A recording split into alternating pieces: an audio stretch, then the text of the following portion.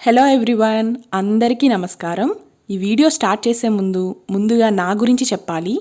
నాకు వంట చేయడం అన్నా, ఇంటిని క్లీన్ చేసుకోవడం అన్నా, నీట్గా ఆర్గనైజ్ చేసుకోవడం అన్నా, ఆర్గనైజ్ చేసిన ఇంటిని నీట్గా మెయింటైన్ చేయడం అన్నా నాకు చాలా ఇష్టం. మీకు కూడా ఇలాంటి ఇంట్రెస్ట్ ఉంటే మాత్రమే ఈ వీడియో మీకు నచ్చుతుంది. ఈరోజు ఈ వీడియోలో నా డైలీ క్లీనింగ్ రొటీన్ ఎలా ఉంటుందో చూపించబోతున్నాను. నేను రోజు ఇంటిని శుభ్రం చేసే విధానాన్ని 2 కేటగిరీస్గా డివైడ్ చేస్తాను. Morning and night. ఈ 2 సార్లు మాత్రమే నాకు క్లీన్ చేసే టైం ఉంటుంది. క్లీన్ చేయడానికి క్లాత్ అండ్ వాటర్ మాత్రమే యూజ్ చేస్తాను. నేను ఇక్కడ మైక్రోఫైబర్ క్లాత్ యూజ్ చేస్తున్నాను, తడిని త్వరగా పీల్చుకుంటుందని. స్ప్రే బాటిల్లో వాటర్ ఫిల్ చేసుకుని రెడీగా ఉంచుకుంటాను. డైలీ క్లీనింగ్కి ఎలాంటి కెమికల్ సొల్యూషన్స్ కానీ హోమ్మేడ్ సొల్యూషన్స్ కానీ నాకైతే అవసరం పడట్లేదు. నార్మల్ వాటర్ సరిపోతుంది. నేను ఎక్కడైతే క్లీన్ చేయాలనుకుంటున్నానో ఈజీగా వాటర్ స్ప్రే చేసుకుంటాను. రోజు క్లీన్ చేసినా ఇంట్లో వస్తువులపైన దుమ్ము కనిపిస్తూనే ఉంటుంది కదా. నా క్లీనింగ్ నేను హాల్ నుంచి స్టార్ట్ చేస్తున్నాను. ముందుగా టీవీ యూనిట్ అంతా క్లీన్ చేస్తున్నాను. డే టైం అంతా ఎక్కువ హాల్లో స్పెండ్ చేస్తాం కదా. ముందు హాల్ క్లీనింగ్ అయిపోతే ఇంట్లో వాళ్ళకి డిస్టర్బెన్స్ లేకుండా ఉంటుంది. ఏది డీప్ క్లీనింగ్ చేయట్లేదు, నార్మల్గా పైనున్న డస్ట్ మాత్రమే క్లీన్ చేస్తున్నాను.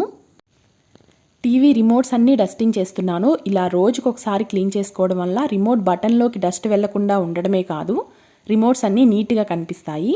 ఈ రిమోట్స్ అన్నీ నేను ఒక చిన్న మ్యాట్ మీద ఉంచుకుంటాను. ఆ మ్యాట్ని కూడా ఒకసారి డస్టింగ్ చేసుకుని రిమోట్స్ అన్నీ అరేంజ్ చేస్తున్నాను.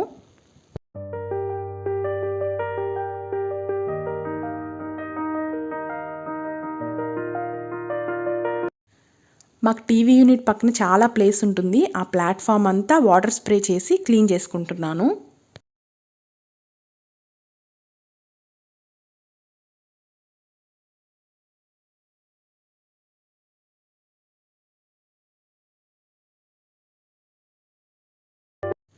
ఇక హాల్లో ఉన్న దివాన్ కాట్ను కూడా ఒకసారి డస్టింగ్ చేసి సెట్ చేసుకుని పిల్లోస్ అన్నీ అరేంజ్ చేసుకుంటున్నాను.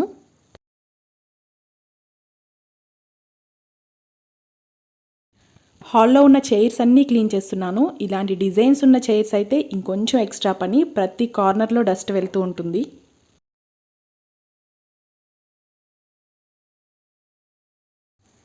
ఇక్కడితో హాల్లో డస్టింగ్ చేయడం అయిపోయింది. బెడ్రూమ్కి వచ్చేసరికి బెడ్ పరిస్థితి ఇలా ఉంది. లేచిన వెంటనే బెడ్ సెట్ చేసుకోవాలి అంటారు కదా, కానీ నాకు కుదరదు. ఎందుకంటే నేను లేస్తాను ముందు, మిగతా వాళ్ళు ఇంకా పడుకునే ఉంటారు కాబట్టి. ముందుగా బెడ్ మీద ఉన్న ఎక్స్ట్రా ఐటమ్స్ అన్నీ క్లియర్ చేస్తున్నాను. బ్లాంకెట్, పిల్లోస్ అన్నీ కూడా తీసేస్తున్నాను. బ్లాంకెట్తోనే ఒకసారి బెడ్ అంతా దులుపుతున్నాను. ఇక బెడ్షీట్ ప్రతి కార్నర్లో ఇలా ముడి వేసుకుని లోపలికి ఫోల్డ్ చేస్తున్నాను.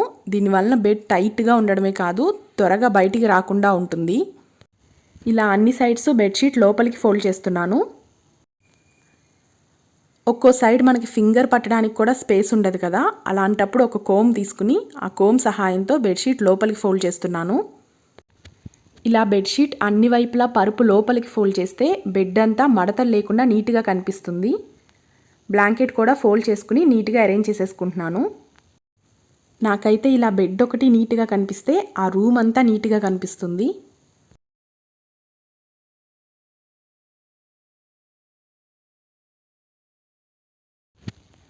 పిల్లోస్ని కూడా వాటి ప్లేసెస్లో వాటిని పెట్టేశాను. ఏసీ రిమోట్ని కూడా దగ్గరలో ఉంచుకున్నాను.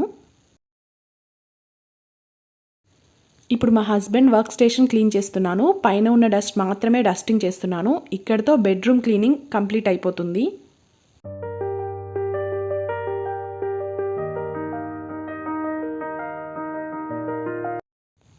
ఇప్పుడు డైనింగ్ రూమ్లో ఉన్న వాష్ బేసిన్ మిర్రర్ని క్లీన్ చేస్తున్నాను.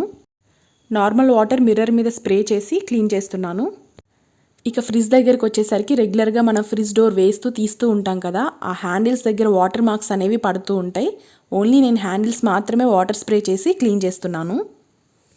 ఫ్రీజర్ హ్యాండిల్ని కూడా క్లీన్ చేస్తే ఇక్కడితో డైనింగ్ రూమ్ క్లీనింగ్ అయిపోయింది. ఇక కిచెన్లోకి వచ్చేసరికి వాటర్ ప్యూరిఫైయర్ మీద డస్ట్ పడుతూ ఉంటుంది కదా, నార్మల్ వాటర్ స్ప్రే చేసి క్లీన్ చేస్తున్నాను.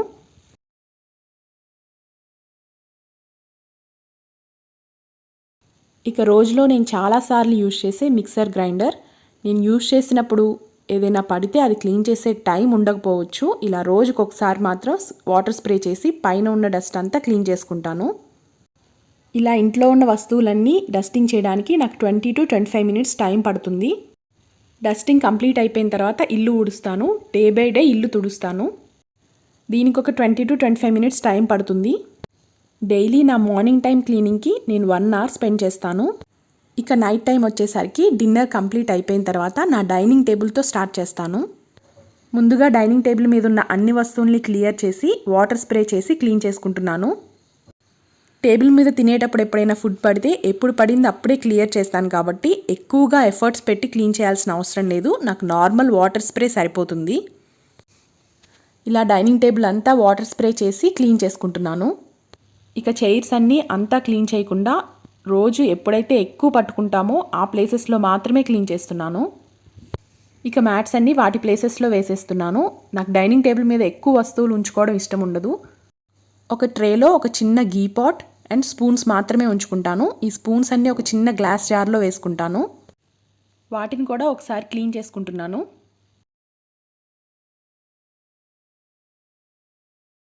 గ్లాస్ జార్ ఒకసారి క్లీన్ చేసుకుని స్పూన్స్తో రీఫిల్ చేసుకుంటున్నాను. వాటిని వాటి ప్లేస్లో పెట్టేసి చైర్స్ మీద కూడా నాప్కిన్స్ వేసేసుకుంటే ఇక్కడితో డైనింగ్ టేబుల్ క్లీనింగ్ అయిపోయింది. ఇలా dining table night time clean చేసుకోవడం నాకైతే ఈజీగా అనిపిస్తుంది. రేపటికి నా డైనింగ్ టేబుల్ రెడీగా ఉంటుంది. ఇక కిచెన్లోకి వచ్చి నైట్ డిన్నర్ కంప్లీట్ అయిన తర్వాత వచ్చిన వెజిల్స్ అన్నీ క్లీన్ చేస్తాను. ఏంటి ఇంత తక్కువ ఉన్నాయి అనుకోవద్దు. నేను రోజులో 4 to 5 టైమ్స్ వెజిల్స్ క్లీన్ చేస్తాను. బ్రేక్ఫాస్ట్ తర్వాత, లంచ్ తర్వాత, ఈవినింగ్ స్నాక్స్ తర్వాత, డిన్నర్ తర్వాత. నాకు కిచెన్ సింక్ ఎప్పుడూ ఎంటీగా ఉంటే ఇష్టం. నాకు బెడ్రూమ్లో బెడ్ నీట్గా ఉంటే బెడ్రూమ్ అంతా నీట్గా ఎలా కనిపిస్తుందో కిచెన్లో సింక్ నీట్గా ఉంటే నాకు కిచెన్ అంతా నీట్గా కనిపిస్తుంది.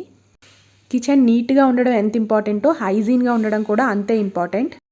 ఎప్పుడు వెజిల్స్ అప్పుడు క్లీన్ చేసుకుంటే కిచెన్ హైజీన్గా ఉంటుంది.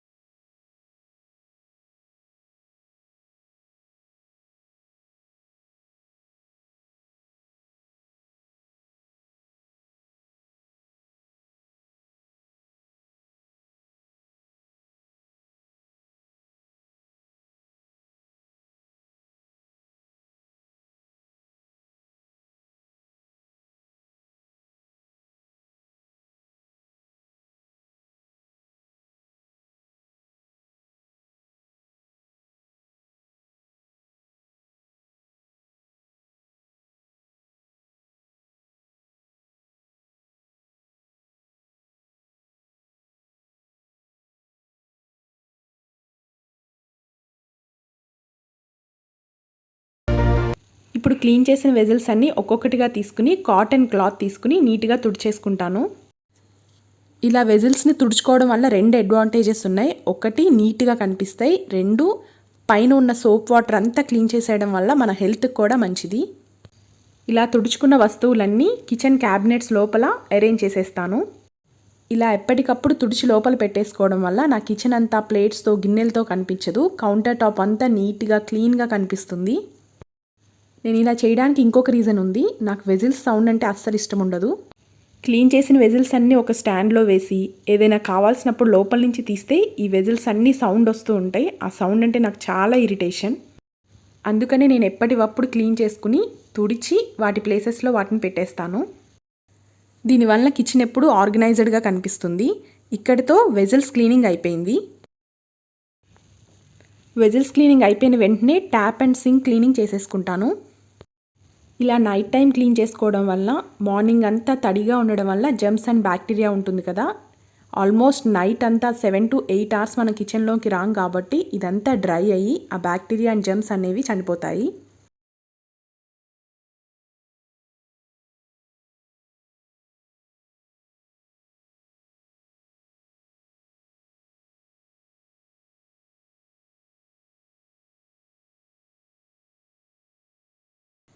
ఇక గ్యాస్ స్టవ్ దగ్గరికి వచ్చేసరికి నైట్ అంతా అయిపోయేసరికి కూడా నా స్టవ్ నీట్గా ఉండడానికి రీజన్ ఏంటి అంటే నేను వంట చేసినప్పుడు ఎప్పుడు ఫుడ్ స్టవ్ మీద పడినా ఎప్పటికప్పుడే నీట్గా క్లీన్ చేస్తాను.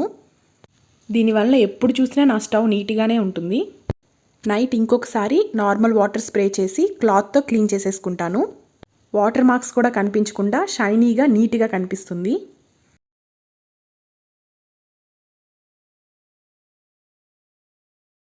అదే చేత్తో సింక్ ట్యాప్ కూడా వాటర్ మార్క్స్ కనిపించకుండా నీట్గా క్లీన్ చేసేసుకుంటున్నాను. ఇక్కడితో నైట్ టైం క్లీనింగ్ రొటీన్ కూడా అయిపోయింది. రేపు నేను లేచి వచ్చేసరికి నా కౌంటర్ టాప్ అంతా క్లియర్గా, డ్రైగా, నీట్గా ఉంటుంది.